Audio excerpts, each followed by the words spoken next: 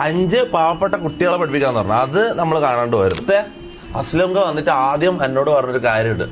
ഞങ്ങൾക്ക് ഭയങ്കര ഇതായിപ്പോയി. കാരണം എന്താ വെച്ചാൽ സാധാരണ ഇങ്ങനെ എന്തൊക്കെ എഡ്യൂക്കേഷൻ ഇൻസ്റ്റിറ്റ്യൂട്ടോ അല്ലെങ്കിൽ ഇങ്ങനെയുള്ള കമ്പനികളോ വന്നിട്ട് ഇതാക്കുമ്പോൾ ഓഫറുകൾ ഇതെല്ലാം നമ്മളോട് അത് ചെയ്യാം, ഇവരെ ഇതാക്കാം, ഇന്നതാക്കാം, നിങ്ങളെ അവിടെ കൊണ്ടുപോകാം അങ്ങനത്തെ ഉള്ള ഓഫറുകൾ തരാം.